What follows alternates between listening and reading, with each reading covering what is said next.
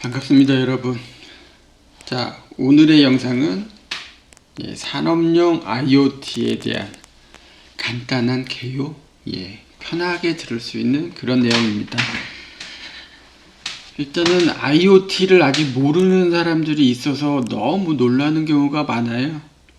마치 AI보다 사실은 IoT가 더 보편적인 용어여야지 되는데, AI는 아는데 물론 제대로 알지도 못하지만 AI는 그래도 말로도 하고 들어본 적은 있는데, IoT를 정말 생소하게 생각하는 공대 출신들이 있더라고요. 저는 그런 사람을 만나고서 정말 깜짝 놀랐는데, 그리고 그걸 확인하는 순간 그 사람의 말들이 모두 전혀 배경 지식이 없는, 어디서 그냥 뭐 제미나이나 GPT한테 물어보고 급하게 와가지고 내가 이만큼 압니다 이렇게 말하고 싶어 하는 사람이라는 게 너무 티가 나는 그런 포인트가 되겠죠.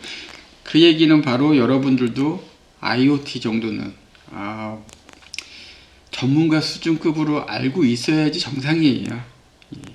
전문가가 사실은 요즘은 딱히 구분하기가 애매하거든요.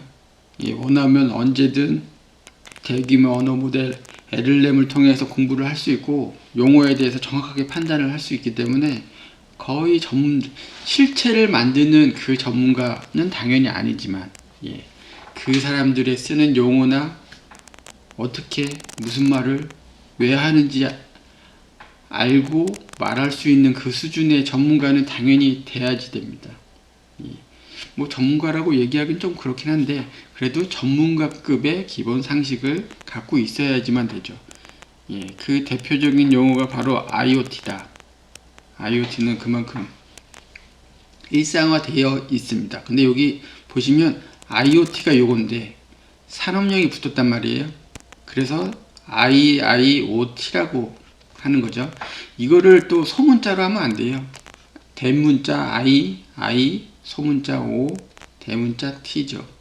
이건 뭐 급하게 쓸 때 그냥 급하게 쓰다 보면 대문자로도 이렇게 쓸 때도 있고 뭐 소문자로 이렇게 쓸 때도 있죠. 물론 급하게 할 때는 상관이 없는데 제대로 쓸 때는 이렇게 표기하는 게 아주 맞다.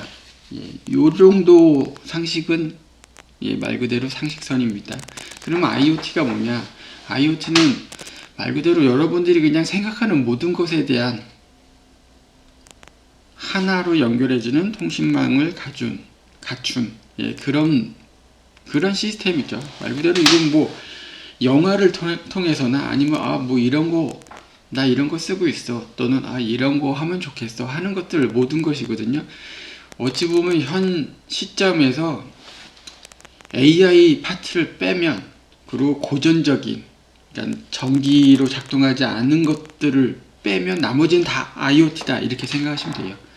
IoT를 아직도 뭐 시골의 전등을 박수 소리로 켜요. 뭐 화장실 전등이 어떻게 작동해 이런 소리 한다면 정말 그 약간 창피함을 느껴야지 됩니다.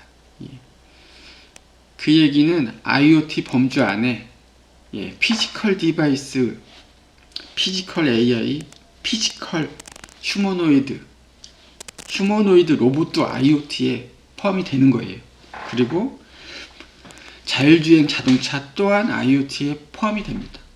비행기도 포함되고 우리가 갖고 있는 휴대폰들도 당연히 다 포함되고 말 그대로 전등, 온도 센서든 모든 센서류든 뭐든 다 전기를 가지고 통신을 할 수 있는 베이스가 갖춰져 있는 무엇이든 다 IoT에 포함이 된다고 생각하시면 아주 깔끔해요. 그런데 그 중에 산업용으로 좀 더 특화된 IoT가 바로 산업용 IoT다. 이렇게 보시면 되는 거죠. 이 산업용이다. 그럼 산업용은 뭘까요? 그냥 IoT가 있는데 산업 중심의 IoT가 있다. 산업용 IoT가 있다. 그럼 이것은 뭐가 대단하길래 굳이 산업용 이 I자를 하나 더 달고 있을까요? 물론 인더스트리얼입니다. 이거는 그것은 바로 아무래도 산업용으로 쓰다 보니까 가끔씩 한번 오작동하거나 작동을 안 하면 그로 인해 발생하는 품질 사고가 그게 비용이 엄청나게 나올 수가 있잖아요. 뭐 대규모 자동화 생산 라인이 갑자기 센서나 뭐 이런 거 하나 때문에 멈춰서면 뭐 시간당 예를 들어서 뭐 10억씩 생산하는 공장이다. 그럼 뭐 시간당 10억씩 손실이 발생하는 거니까요. 또는 100억일 수도 있고요. 또는 품질 사고로 인해서 사후 관리 등등의 비용까지 하면 비교할 수 없을 정도의 큰 손실이 나올 수가 있죠. 그래서 일반 IoT보다 훨씬 더 특화된 높은 신뢰성과 보안성 이런 것들을 강화한 그런 시스템이 IoT가 바로 산업용 IoT다. 이렇게 보시면 간단하겠죠.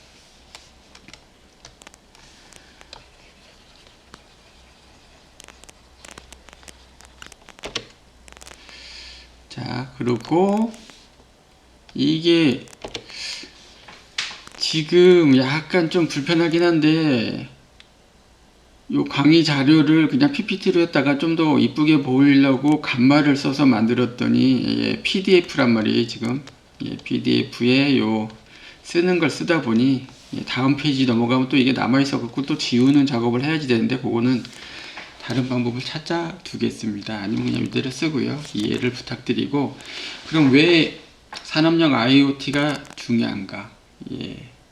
이게 일단은 인구가 주는 것도 뭐 대세면 대세죠. 그 원인으로 인해서 사람 한 명, 어린이 한 명, 학생 한 명, 젊은 사람 한 명 한 명이 소중해지는 거. 그로 인해서 어려운 일, 위험한 일, 힘든 일은 당연히 인력이 부족해지는 현상. 이런 것 때문에 또한 뭐 품질을 좀 고도화를 계속 꾸준하게 유지하기 위해서 서로 힘든 일, 이거 좀 제대로 일해. 또는 나 이거 제대로 일해야 되는데 좀 집에 좀 일이 있어 좀 신경을 못 썼어. 서로 그냥 트러블 자체를 기피하는 현상도 있잖아요.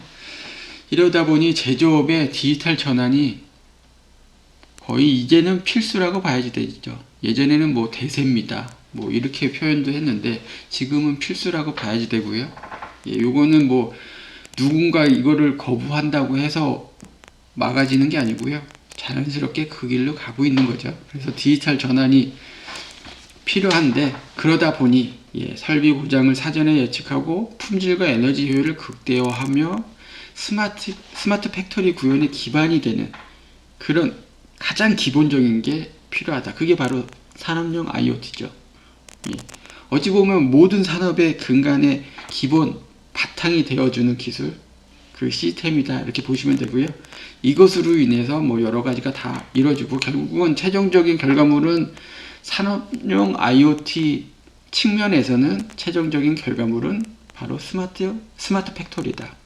이렇게 보면 되겠죠. 스마트 팩토리 안에는 뭐 스스로 뭐 주행하는 자율주행 자동차 형태의 뭐 지게차도 당연히 많이 있을 테고요. 그 안에서 혼자서 한쪽에서 열심히 일하고 있는 로봇팔들도 당연히 다 포함이 되고요. 뭐 때로는 휴머노이드 인간형 로봇도 당연히 그 안에 포함이 되고요. 기타 등등 다 포함이 되죠. 여기서 관리하는 사람 한 명 정도가 가끔씩 와서 체크를 해주는, 물론 고장나면 사람 또는 기계가 투입이 되겠지만 그 전에 고장 자체도 예측을 해서 이 기계가 지금 마모도나 뭐 베어링이나 뭐 기타 등등 상태가 뭐 이러니까 한 연말 정도에 고장날 수 아니다 내년 봄에 고장날 수가 있겠는데 이렇게 판단이 예측이 된다면 연말에 공장을 쉬는 시간에 아예 그냥 수리를 해버리는 거죠. 그러면은 뭐 실제 공장이 운영되고 있는 그 동안만큼은 정말 최소한의 인원만 투입이 되고 나머지는 그냥 다 자동화다. 단순한 자동화 수준이 아니죠. 이거는 완전한 자동화, 완전한 자율주행이 아직 안 나왔듯이 이건 아직 나오진 않았지만 결국은 그 방향으로 가고 있다. 이렇게 생각하시면 되겠습니다.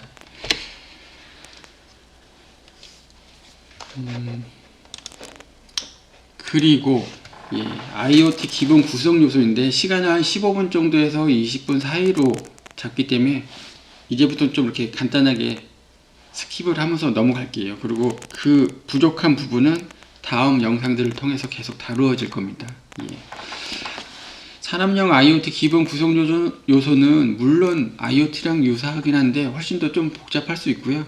그리고 완전히 차별화되게 산업용 제품군들로 구성을 하긴 해야지 돼요. 예, 산업용 제품하고 일반 제품군하고 준산업용 또는 뭐 개발용 뭐 기타 쭉쭉 있는데, 산업용의 범주 안에 들어가면 사실은 여러분들이 일반적으로 볼 수 있는 그런 제품들이 아니긴 하는데, 직장인 분들이라면 늘 가까이 사용하는 그것들이겠죠. 예, 집에서는 거의 못 보고 일반인들은 거의 못 보고, 예, 산업 현장에서 일하는 분들한테는 아주 친숙한 그런 게 산업용인데, 일반 것과 산업용은 사실은 엄청난 차이가 있습니다. 엄청난 벽이 있고, 일반 제품을 개발하던 사람이 산업용을 개발하려고 하면 수년간의 그 시행착오를 많이 겪게 되죠. 예. 어찌됐든 여기서는 그 부분을 생략하겠지만, 예, 다 산업용 기준으로 생각하시면 됩니다. 첫째로 이제 5가지 핵심 계층을 좀 구분할 수가 있는데, 첫 번째가 센서, 액추에이터, 물리적 데이터 수집을 하고요. 예, 여기 수집뿐만이 아니죠. 액추에이터가 있기 때문에 예, 작동도 시킬 수가 있어야지 돼요. 중요한 건 작동한 상태, 작동을 하고 있는 상태에 대한 데이터도 수집하고 있다. 예, 이렇게 생각하시면 되겠고요. 그 다음에 엣지 디바이스, 이쪽 엣지 디바이스, PLC, 게이트웨이 로컬 처리를 하고요. 현장에서 바로 즉시 처리할 만한 거는 로컬에서 처리가 되는 거예요. 이 안에 뭐 타이니 같은 최소한의 AI가 이곳에 장착되어 있는 경우도 있고, 예, 머신러닝 수준의 AI가 작동되는 경우도 있죠. 예. 그리고 뭐 상황에 따라서는 뭐 더 이상의 AI가 들어갈 수도 있지만 그 부분은 일반적이진 않고요. 그 다음에 통신, 네트워크, 유무선 데이터 전송이 있습니다. 정말 중요하죠.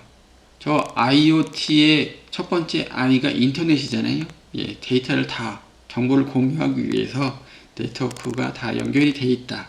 예, 정말 중요하죠. 네트워크 기술이 그래서 너무나 중요한데, 우리나라 같은 경우는 인터넷이 워낙 보급이 잘 돼 있고 젊은 세대일수록 경험을 많이 했기 때문에 네트워크 전문가들이 은연중 많은 그런 환경이거든요. 그러니까 좀 어느 정도 지금 뭐 은퇴를 앞뒀거나 은퇴하신 분들에게는 상당히 어려운 부분이라고 볼 수가 있지만, 사실은 젊은 세대에게는 통신 네트워크가 거의 뭐 완전히 전문적으로 그거를 수리하고 세팅하고 할 수는 없어도 상당히 익숙한, 예, 그런 분야입니다. 그리고 클라우드 서버 저장 및 분석 플랫폼이 있는데, 클라우드와 서버에 대해서도 요즘 많이들 예, 사용하고 접하고 있기 때문에 이 부분도 예전에는 완전 전문 인력만 따로 사용할 수가 있었는데 지금 그렇지가 않거든요. 좀 관심을 가지고 노력한다면 누구나 할 수 있는 영역이고요. 그런 다음에 마지막에 데이터 분석, 뭐 대시보드로 GUI를 만든다거나 뭐 인사이트 시각화를 더 추가적으로 한다거나 이런 것들이 있는데, 이 부분에 딥러닝 기반의 AI가 또 추가가 될 수가 있는 겁니다. 그러니까 AI 영역은 앞부분과 뒷부분 두 군데가 있겠죠. 그리고 센서 데이터 수집 및 통신 기술인데, 사실 요거는 예, 길게 얘기하려면 너무 끝없이 길게 얘기하고요.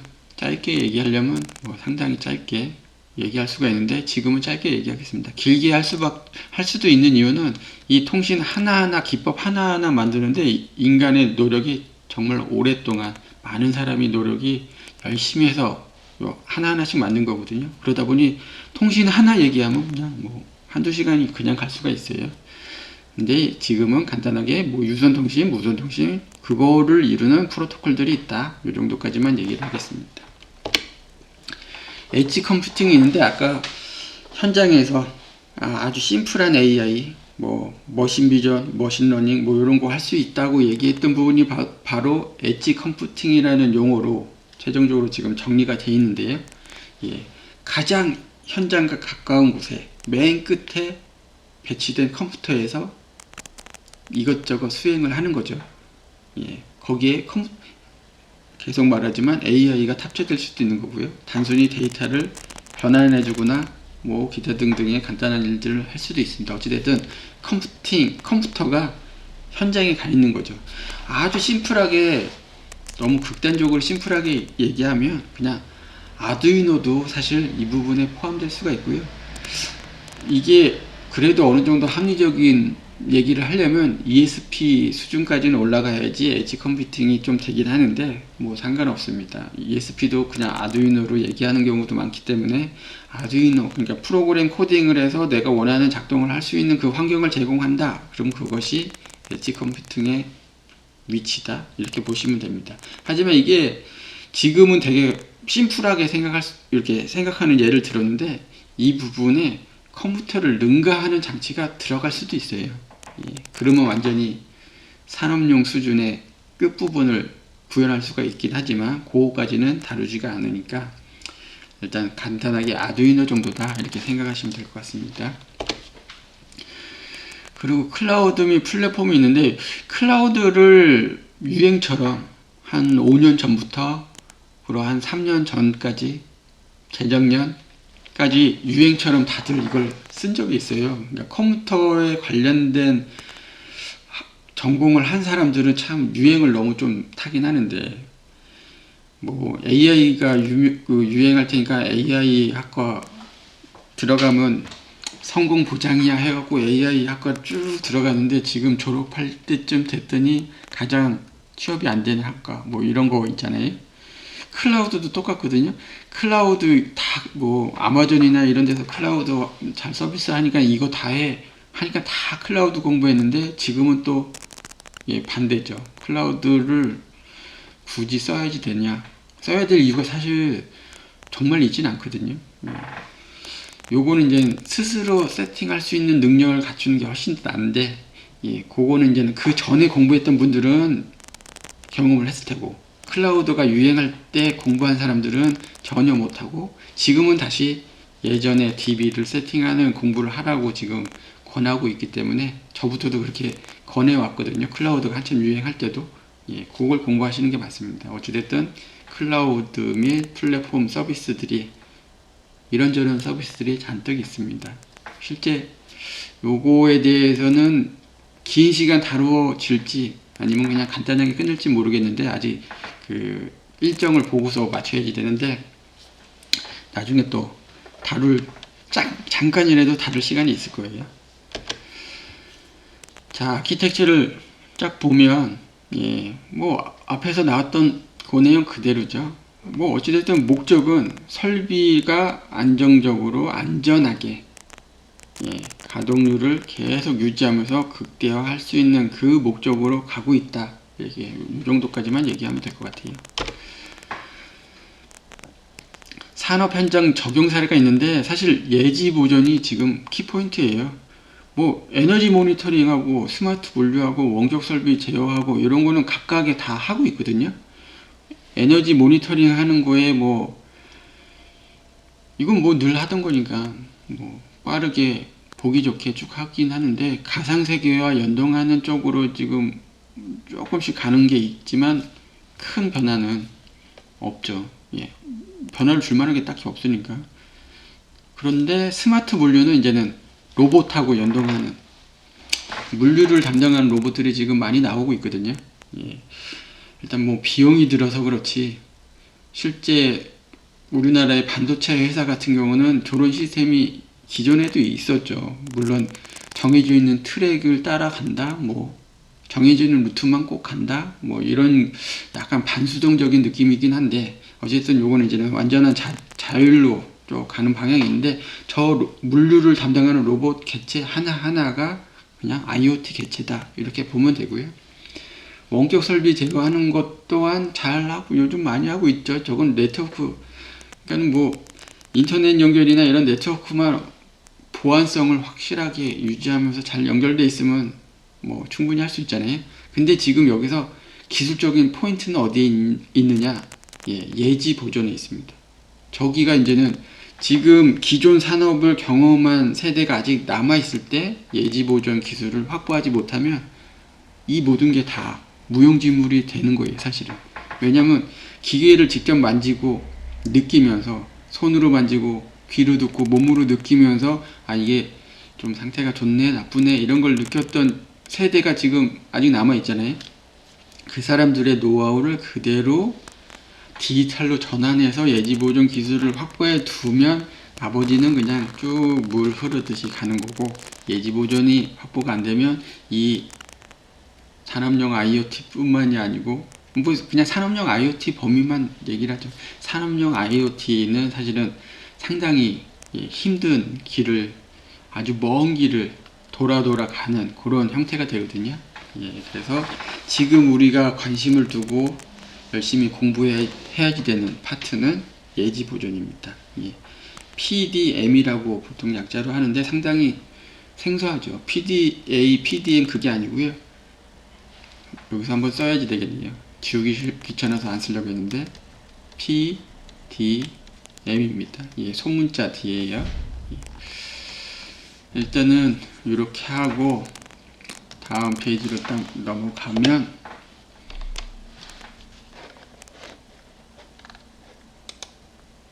보안 이슈가 나옵니다. 요거는 앞에서 원천적인 기술이 다 잘 됐다고 보면 그 다음에 문제는 무엇이냐? 보안이죠. 보안.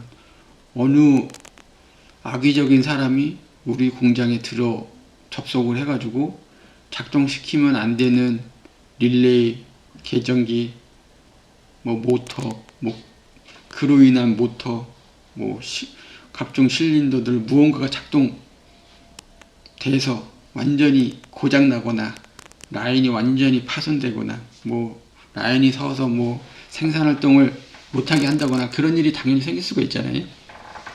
그래서 보안에 대한 이슈는 이거는 처음부터 이걸 다른 기술이 다 완성되더라도 그때도 계속 유지되는 기술이에요. 그러니까는 보안에 대한 이슈는 끊임없이 다루어져야 되는 거고, 이 부분을 같이 우리가 고민할 필요가 있을까? 일부는 고민해도 이거는 전문적인 보안을 다루는 그런 파트에서 계속 꾸준하게 가고 우리는 그걸 그대로 검증된 것을 그대로 가져다 쓴다, 이런 측면이 맞는 거죠. 원래는 요거 때문에 클라우드 서비스들이 잠깐 떴던 거예요. 그쪽에서 보안을 철저하게 해준다, 그거 때문에. 근데 실제 거기서도 보안에 대한 문제는 계속 생겼고, 그리고 그렇게 무겁고 복잡한 그 시스템을 굳이 우리 공장 안에 굳이 외부 네트워크를 연결해서 써야지 되냐, 그로 인한 보안 이슈가 더 크다 하기 때문에 지금은 다시 그 유행이 끝났다, 이렇게 보시면 되는 거죠. 어찌됐든 보안 이슈는 너무나 중요한데 우리가 직접적으로 다뤄야지 되는, 우리가 직접 저 문제를 해결해야지 되는 그런 파트는 아닙니다. 자, 마지막 페이지입니다. 23분이 되는데 오늘은 좀 이해를 해주시고요. 다음 영상부터는 가능한 20분 이내의 영상으로 만들어 드릴게요. 미래를 향한 진화, 산업용 IoT 최신 트렌드가 쭉 나오는데 역시 누가 뭐래도 AI를 빼놓을 수가 없죠. 우리 산업용 IoT 구성 시스템에 AI가 들어갈 포인트가 두 포인트나 있잖아요. 각종 AI를 잘 적절히 쓰면 되는데 사실은 AIoT가 또 따로 있어요. 이 분야가. 그러니까는 IoT가 따로 있고 산업용 IoT가 따로 있고 AIoT가 따로 있어요. 근데 이게 개념이 아직 정립이 제대로 안 되는데 우리나라는 그냥 AI의 OT다 이렇게 말하는 사람들이 좀 있는데 사실은 그건 아니거든요. AI의 IoT인데 II 중복되니까 그냥 AIoT라고 표기를 하는데 IoT에 AI가 적용된 게 사실은 맞는 거예요.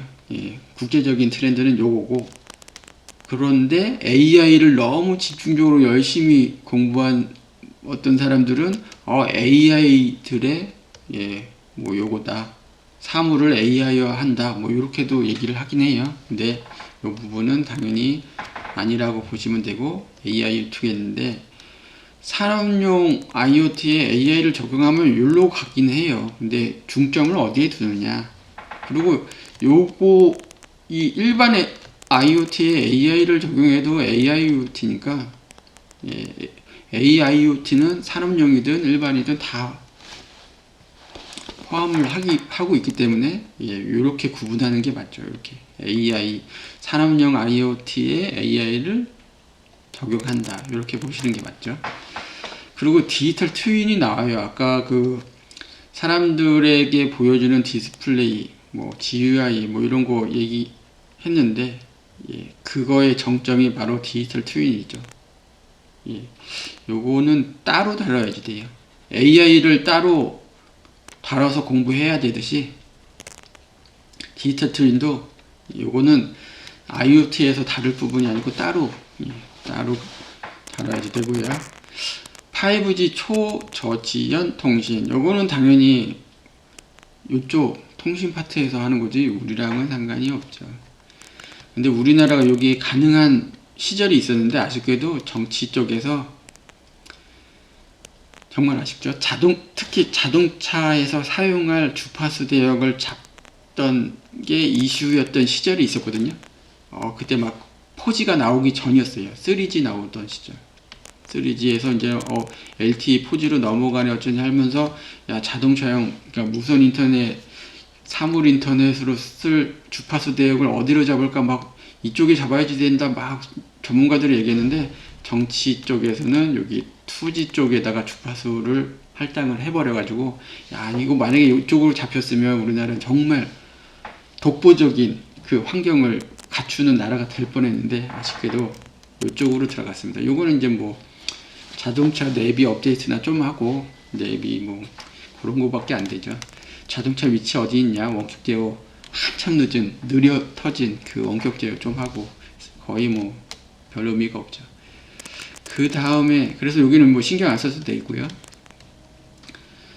탄소 중립 에너지 관리 뭐 이런 것들은 사실은 제조를 사람이 일자리를 빼기 위해서 스마트 팩토리를 만든다 이렇게 보시는 분들이 있죠. 그렇게 우려하는 분들이 있어요.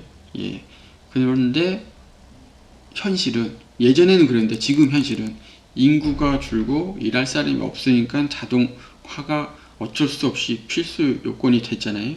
근데 단순히 자동화만 해서는 안 되는 거죠. 사람이 실수해서 아니면 어떤 문제가 빈번히 생기는 것을 챙기지 못해서 자연을 오염시키고 에너지를 막 낭비하는 그런 것들까지 커버를 해줘야 진정한 스마트 팩토리 그리고 의미가 있는 산업용 IoT가 된다. 이거는 정말 중요하긴 합니다. 이렇게 항상 염두에 두고 일을 하시길 공부하시길 바라고요. 요거기까지 하고 오늘은 끝이고요. 다음 시간에 시리즈로 계속 이어서 보는 걸로 하겠습니다. 고맙습니다.